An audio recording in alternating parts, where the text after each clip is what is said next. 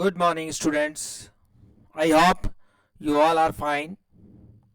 और जैसा कि हम लोग पिछले तमाम क्लासेस में रिकॉम्बिनेंट डीएनए टेक्नोलॉजी के विभिन्न टूल्स की चर्चा कर रहे थे, मैं फिर रिवाइज कराऊं आपको। हमने रेस्ट्रिक्शन एंडोन्यूक्लियस एंजाइम के बारे में चर्चा की, हमने वेक्टर्स के बारे में चर्चा की, विशेष रूप से प्लास्मिड वेक्टर्स की चर्चा की।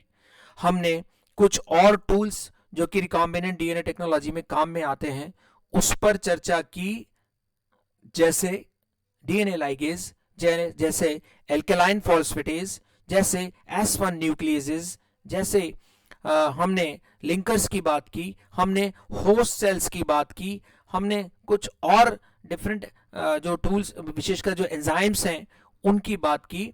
मुझे लगता है आपको वो सब भली बातें समझ में भी आई होंगी और उपयोगी साबित हुई होंगी। अब हम रिकॉम्बिनेंट डीएनए टेक्नोलॉजी, जो कि आपकी पेपर 3 की यूनिट 1 का प्रमुख टॉपिक है, और उसके विभिन्न स्टेप्स के बारे में हम आज अंतिम रूप से इस टॉपिक पर चर्चा करेंगे।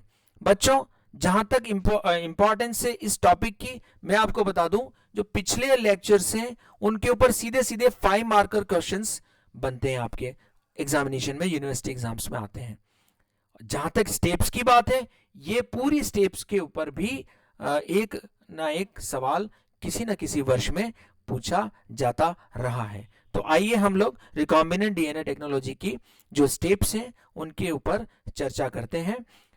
इससे पहले कि हम उनकी स्टेप्स के ऊपर चर्चा करें, मुझे लगता है जो इस तकनीक के जो जन्मदाता हैं उन दोनों के बारे में चर्चा करते हैं, क्योंकि यही दो वैज्ञानिक थे, स्टैनले एन कोहेन और हर्बर्ट बोयर, जिन्होंने की रिकॉम्बिनेंट डीएनए टेक्नोलॉजी की जो कि आधारशिला रखी थी और बहुत बड़ा एडवांसमेंट माना गया था, विशेषकर बायोटेक्नोलॉजी की फील्ड के अंदर। और 1973 में उन लोगों को इस कार्य के लिए भी नोबेल प्राइज से नवाजा गया था। और ये देख रहे हैं आप, ये स्टैनले एन कोहेन है और ये जो है वो हर्बर्ट बोयर है। और जहां तक परिभाषा की दृष्टि से हम बात करें तो recombinant DNA technology begins with the isolation of a gene of interest. देखिए, ये सबसे पहला चरण है।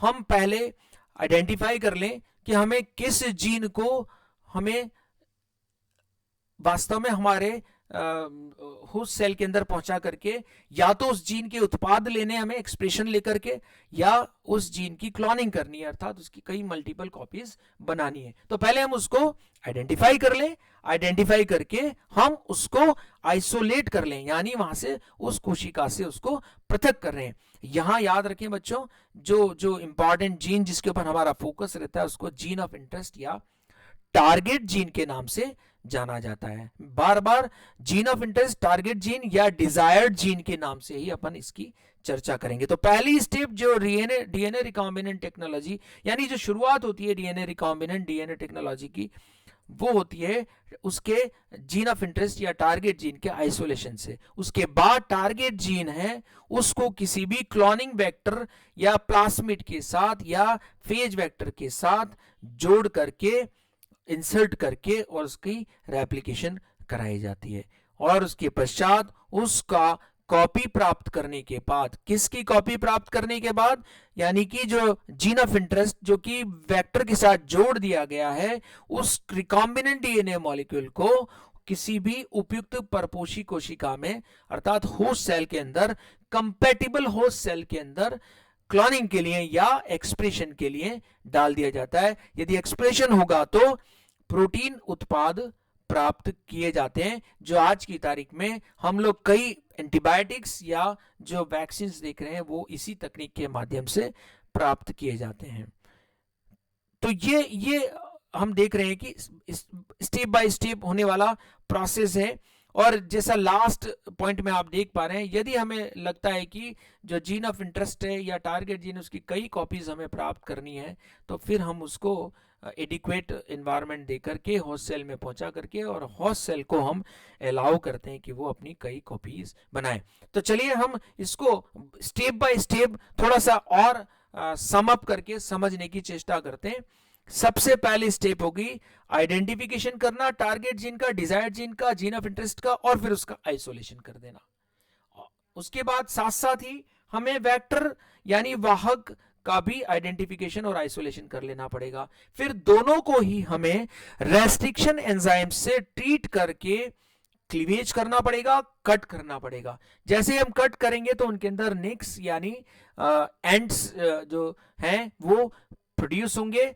प्रयास ये किया जाना चाहिए कि जो एंड्स प्रोड्यूस हो वो स्टिकी एंड्स प्रोड्यूस हो। उसके बाद हम विभिन्न एंजाइमों की मदद से, विशेषकर डीएनए लाइगेज की मदद से हम उसको ज्वाइन कर दें, अर्थात दो भिन्न डीएनए को। यहां यदि मैं स्लाइड के माध्यम से बताऊं तो टारगेट जीन को किससे, वेक्टर जीन के साथ हम एंजाइम डीएनए लाइगेज की मदद से जोड़ दें, उस प्रक्रिया को हम लाइगेशन कहते हैं।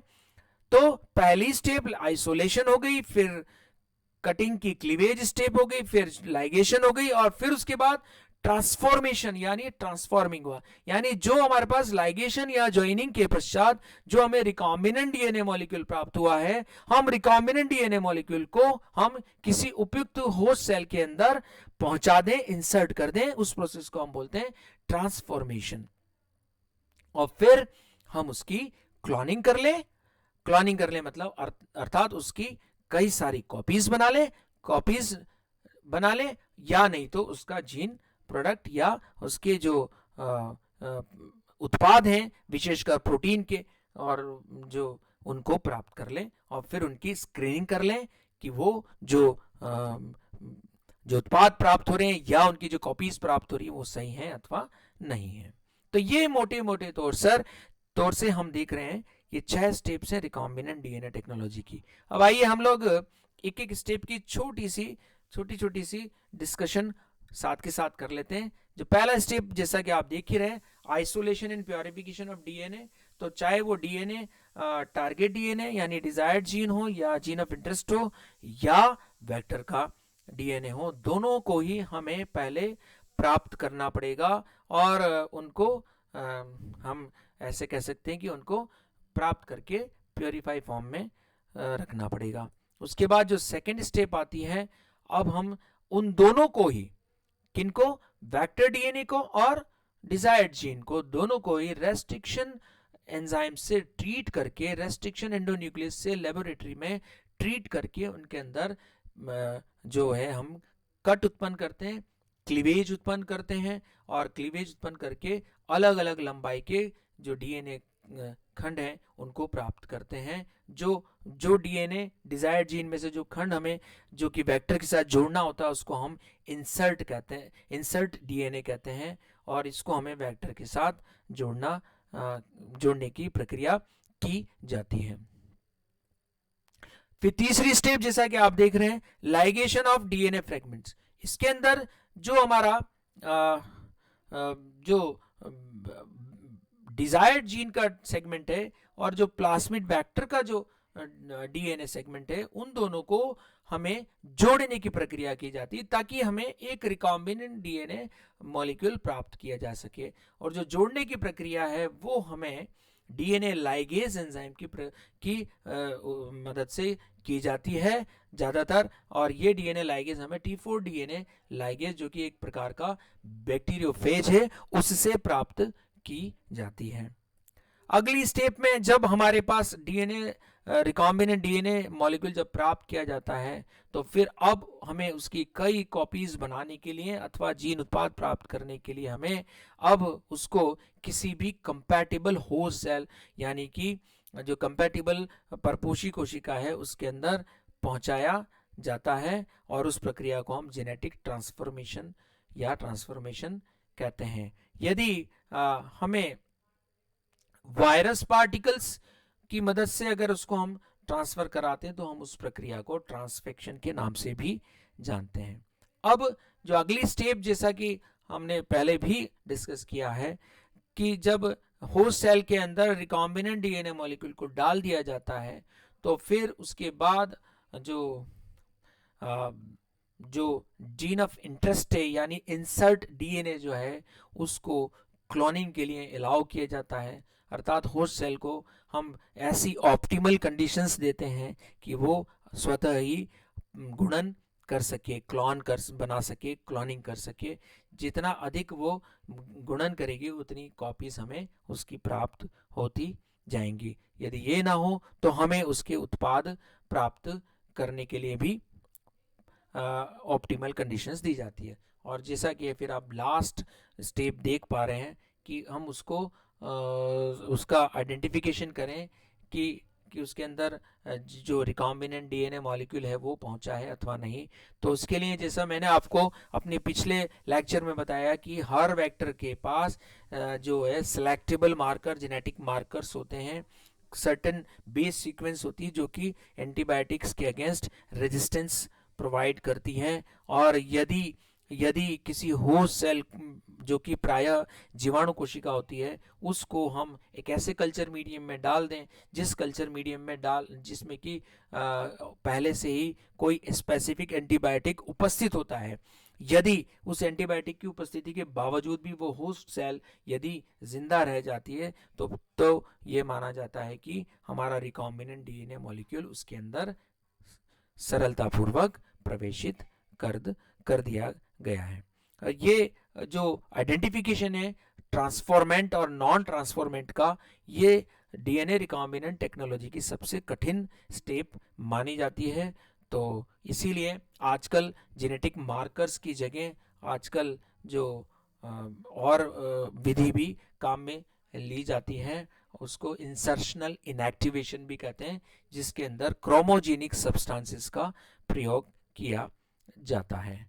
ये संपूर्ण रिकॉम्बिनेंट डीएनए टेक्नोलॉजी की इस प्रक्रिया को इस स्लाइड के माध्यम से भी समझ सकते हैं। ये देख पा रहे हैं आप लोग, एक बैक्टीरियल सेल है, ये उसका स्वयं का जीनोम बैक्टीरियल जीनोम है, ये प्लास्मिड है, इसको बाहर हम आइसोलेट करते हैं। उसके बाद हम ये वो कोशिका है जिसमें हम इंटरेस्टेड है और इसका वो खंड, वो भाग जिसमें हम इंटरेस्टेड है जो कि डिजायर्ड जीन या जीन ऑफ इंटरेस्ट है, उसको हम बाहर लाते हैं, प्लास्मिड को बाहर लाते हैं, रिकॉम्बिन रेस्ट्रिक्शन एंजाइम से ट्रीट करके उनमें नेक्स उत्पन्न किए जाते हैं, लाइगेज एंजाइम की उपस्थिति से उनको जोड़ करके ये डीएनए रिकॉम्बिनेंट बना लिया जाता है। इस डीएनए रिकॉम्बिनेंट को मॉलिक्यूल को हम ये परपोषी कोशिका, ये होस्ट सेल है, उसके अंदर डाल देते हैं। आज जैसा आप लोग तीसरी स्टेप में देख रहे हैं, कल्चर मीडियम में रख करके इस परपोषी कोशिका होस्ट सेल को या तो मल्टीप्लाई करने दिया जाता है अथवा कई प्रकार के इनसे बेसिक प्रोटीन्स यानी कि विशेष प्रकार के जो उत्पाद हैं, प्रोटीन उत्पाद हैं, उनको प्राप्त किया जाता है। नहीं तो कई प्रकार की रिसर्च एक्टिविटीज में जो कि जैसे वैक्सीन्स वगैरह हैं वो उत्पन्न किए जाते हैं, तो वो कार्य भी इसी प्रक्रिया के माध्यम से किया जाता है। अन्यथा इसकी कई मल्टीपल कॉपीज बनानी है तो उसको फिर सिर्फ मल्टीप्लिकेशन के लिए कल्चर मीडियम में रख दिया जाता है। तो बच्चों, ये एक अंतिम स्लाइड थी जो कि डीएनए रिकॉम्बिनेंट टेक्नोलॉजी के अलग अलग स्टेप्स को यहाँ पर प्रदर्शित कर रही थी। मुझे उम्मीद है बच्चों आपको ये आज का लेक्चर भी उपयोगी लगा होगा, ठीक लगा होगा, और संबंधित यदि शंकाएं हैं, क्वेरीज हैं तो आप पूछ सकते हैं। Thank you so much.